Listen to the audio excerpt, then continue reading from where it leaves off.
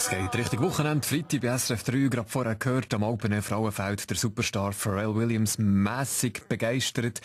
Roger Federer, guten Morgen. Der seid ja eigentlich der seid der Pharrell Williams vom Tennis, kann man eigentlich sagen. Ja gut, nein, ich meine, ich bin richtig erfolgreich, oder? Aber ich meine, so ein Hut geht gar nicht. Wie der Pharrell, warum ja. nicht? Ja, ich meine, ich mit so einem Hut, dann wäre der Nadal alle Hosen, oder?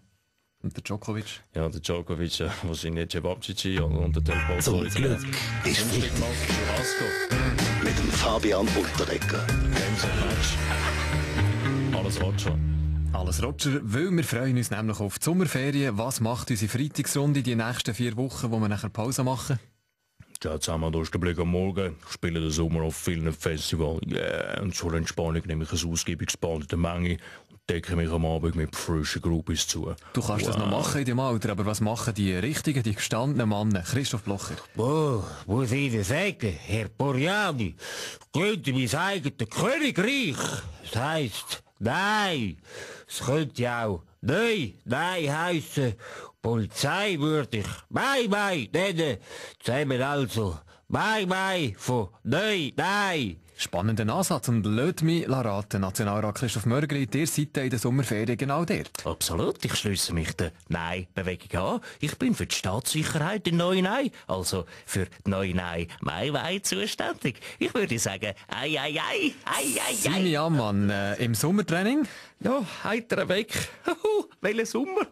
Schau in den Himmel und warte, bis es wieder schneit. Kann sich nur noch um Stunden handeln, würde ich sagen.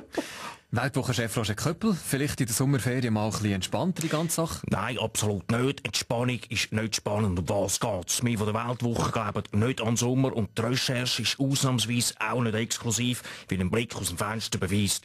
Weiter schreibe ich bis Ende August die Weltgeschichte neu und recherchiere, dass der Edward Snowden und der Barack Obama ein und dieselbe Person sind.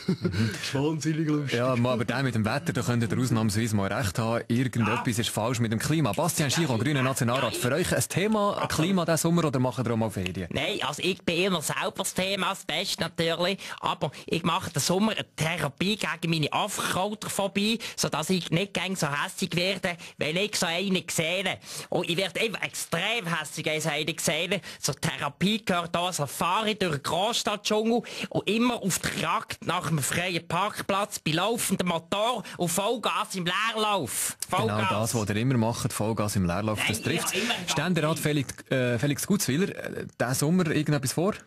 Heute als Präventivmediziner mache ich eine Weiterbildung in Richtung Alternativmedizin und werde Kügeli-Dealer. Baschi?